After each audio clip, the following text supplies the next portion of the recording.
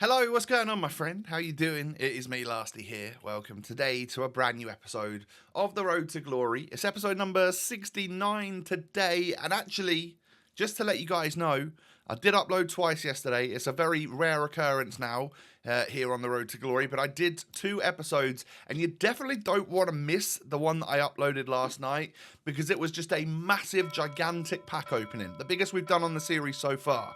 So, pause this one. Click on that one, go and enjoy it, come back to this one. This is where we're at.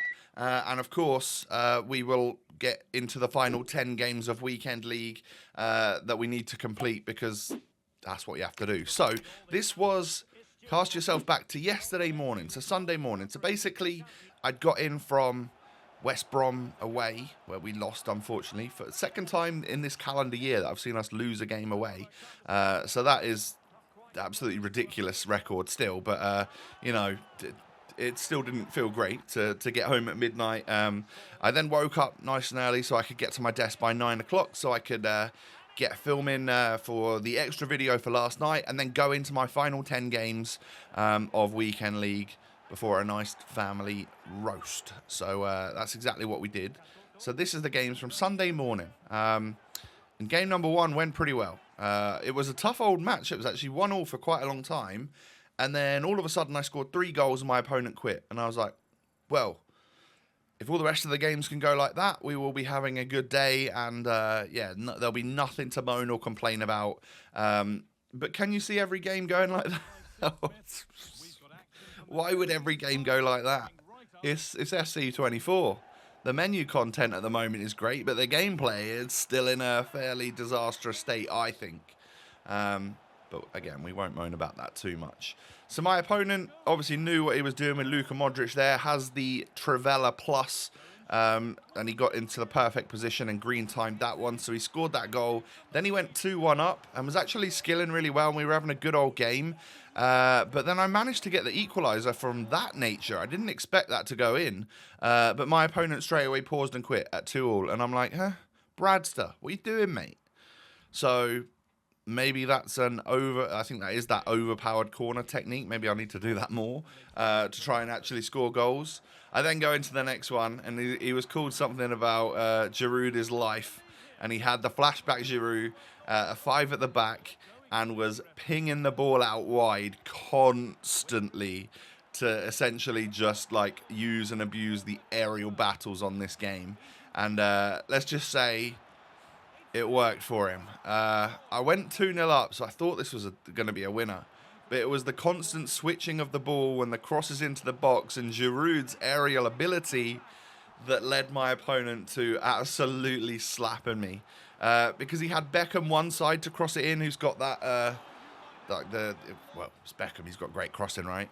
And he scored directly from a corner with Beckham, by the way.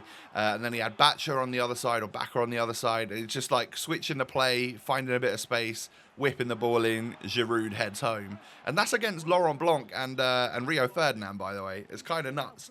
So not much I could do to stop that. Even changing my tactics and stuff would have just... I wasn't set up in a way to defend against a 5-back where the 2 wing-backs really push up, cross the ball across. It's an interesting way to play. It must annoy a lot of his opponents because I found it quite stressful in that game, not going to lie. But Wayne Rooney gets me started in the next game really well with a power shot, green timed, from an unexpected area, really. I didn't expect that shot to go in. I thought I'd just take it because it was early in the game. But it did go in. We did get equalised on, though. And then just before half-time, I ended up getting through again. Just winning the foot race between Coman and Rooney. And I just power smashed it home into the back of the net as well. My opponent then does score with the 92 rated inform Mbappe, which felt kind of bad. But we get our luscious, delicious victory right at the end. Heung-min Son, super sub.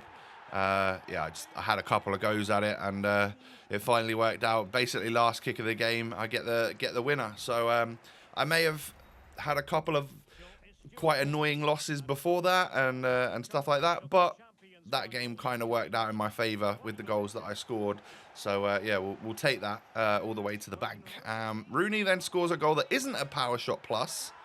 Normally, every time I get into a shooting opportunity with someone with power shot plus, I just try and take it, despite it probably not being as good idea as just hitting a normal shot. I'm glad I did that time because I needed to.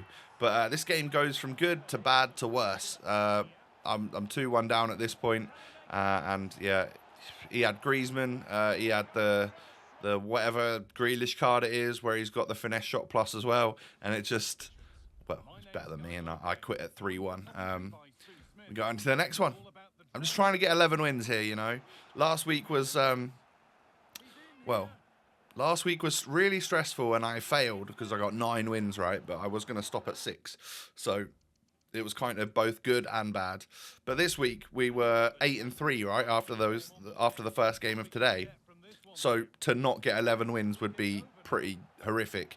So we're going on a bit of a bad streak here. I quit the last couple, right? And I'm 1-0 down again in this match. So it's going to take a lot to... I was starting to get a little bit, you know, stressy.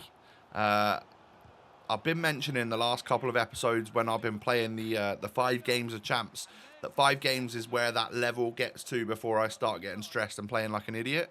And we're here now. We're at this point. So, yeah, I went against my better judgment and my recommendation of playing 5 games, stopping, doing something else for an hour, going back in, playing another 5 games, to just playing all the games because I was only a couple of wins away from 11, right? You know, let's just get there. You know, just keep playing, get the wins.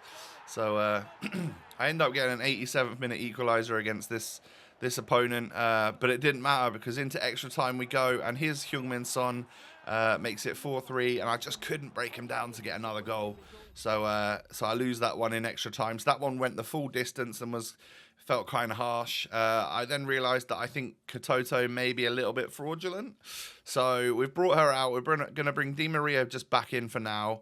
I got my lone Figo sent off. So we'll bring Di Maria because it's like one of those, we know how he plays, all right? Maybe having 2 new strikers up front wasn't the thing for me. So let's keep Rooney up there, but we'll bring back Di Maria and put Neymar back as a nice wide cam with Rodrigo and stuff. And into the next game we go, and lo and behold, Rodrigo ends up popping up with a goal really quickly. But we do concede really quickly as well. Neto knocks it into an 81 rated Ivo Coutinho. I guess this guy is still working on. Unless that can't be the full upgrade of an Evo, right? No, I don't think it is. But Rodrigo scores again. We go 2-1 up. Rodrigo was really the issue for my opponent in this game. I was getting space down his side, and he knocks it across to Neymar to just sort of touch up and then volley home. And 3-1 was the rage quit scoreline there. So is that win number 10? I think it was. Just one left. It felt like I was playing a 5-back in that game. That's why I checked the formation. It turns out it was a 3-back, which they're very similar, aren't they? Depending on what you have those wide players do. If you're playing a 5-back, but you tell your fullbacks to really push up, then it's like you're playing a 3-back, and vice versa. It can, you can be playing a 3 at the back, but actually it's really a 5 because your left mid and right mid are just on stay back and never move.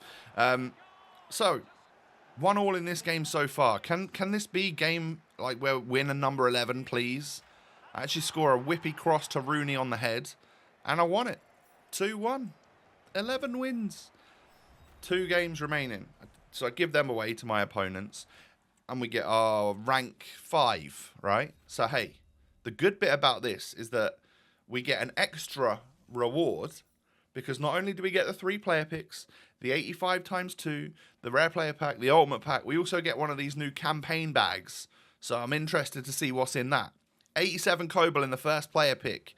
A Thunderstruck in the second player pick. We get 85 rated Joelinton, untradeable. I'd love that. I'll take that. Maybe he's usable. We'll see. And then an inform. You'll love to see it in the third one. And a nice low rated 85 that I can use in an 83 times 10 and not even worry about it. Campaign mix pack then. What are we going to get? French right back from a Bundesliga club that I can't remember. It is Sildilia. Now, he has had an upgrade, I believe. And I think he also has a centre-back alt position, if I'm right there. So actually a fairly decent card, but maybe fodder for the club. I'm not sure if we'll use him or what, because we're kind of settled in that area, aren't we? So let's open up the rare players pack. Let's open up the ultimate pack and the 85 double. See what the game's going to give us. Frey Gang in the 50k pack, so an 83. They haven't been too great lately, unfortunately. But maybe this is just our luck warming up. Ultimate pack. It's looking like some sort of special card here, my friends. Alerted that we are going to get ourselves a Thunderstruck Joe Gomez. And I thought, couple 100,000 coins, tradable, lovely stuff. We check him on the market, he was like 40k. So that was unexpected. But I guess because he's one of the lower rated cards and he doesn't have a good playstyle plus or anything, not that many people are going to use him over like Van Dijk or something. And here's our 85 double then. It's going to be an American centre mid from Lyon. It's going to be a female 86 rated Horan. And then who's the double walkout? It's leaving me hanging again. It looks like Donnarumma to me. It is Donnarumma. So both of those two players are tradable, of course. We can sell them on to try and recoup some of our coin balance because, of course, we were quite down after spending 300,000 coins on a pack in the store yesterday. I'm gonna do something similar today, but it's going to be a 10 coin pack rather than a 300,000 coin pack. So, yep, it's a little bit more in my league at this point. But with the coins we got from Weekend League and from selling Joe Gomez and the 2 walkouts and stuff, we'll get our way up to nearly 250,000 coins again. We've got a few objectives completed as well, so we'll end the episode by opening up the packs that we get for this. I think I missed a day of the playing games every day, and I don't think there's any leeway in getting that other objective completed unless you play 5 games a day every single day, which kind of sucks because I was at an away match. But yeah, annoying. So be it. Don't really matter that much. I guess we'll be all right. And then this looks like we could be getting something. Oh no, I thought I was getting something. Turns out it was just a non-rare. So yeah, we move on. We've got some premium gold packs to open, and then a bunch of those packs which are like 82 double, 83 double, 84 double, triple, whatever they are, just to end off the episode for today. And then I think I might do an 85 double SBC to really end off the day. So that's what you can expect in the next sort of 2 minutes on the road to glory. Prime gold players pack then, Swiss right wing from Atletico. Couldn't tell you who this was, and it's because it is a name I can't even pronounce. Yeah, her. That's who we get. And moving on, we got our 82 double. What's this one going to give us? Spanish. Centre mid. Patelas. No. Never Patelas. I can't wait for the day that it finally is Patelas, by the way, because I think every episode, at least twice an episode, we go through this exact thing, Spanish centre mid. A lot of the times it is Barca as well, and it's never Bonmati, it's never Patelas, and I say this every episode as well. Anyway, 83 triple, what we're going to get? Brazil, centre back, Marquinhos, Thiago Silva. 84 is not what you want to see in an 83 triple, but we're going to get a triple 84 actually, so not the worst thing in the world. And then what are we going to get here then? It's going to be a Scottish left back from Liverpool. Hey, that is a double walkout. Andy Robertson, and who's the other player? I'm going to go with an 86. No, an 87. No, an 88. I couldn't even remember who I got. And then when she started walking out, I was like, oh my God, Hansen? Forgetting she's a special card, but it's Irene Paredes from Barca Women. So not bad to get an 86 and an 88 in that pack. And then let's end the episode off with this, which is going to be Virgil van de Ligt. Damn it. Double walkout though. De Ligt and Luka. We are always so common and seeing Luka Modric all the time, aren't we? So yeah, that's what we got to end the episode off, ladies and gentlemen. I hope you have enjoyed. Like I said, there was a double upload yesterday. If you want to see basically tons and tons and tons of packs and how we get to this point right here, I would recommend going and checking it out. Do me a small favor on this episode and just hit the thumbs up. I'd absolutely love to see 1,000 or 2,000 likes would be fantastic. Subscribe as well to my channel if you're new. Cheers, and follow me on social media. The links are down below. Have a good one, everybody. Take it easy. Stay safe and healthy, and I cannot wait to once again show you more packs and stuff in tomorrow's episode. I'll see you then. Peace.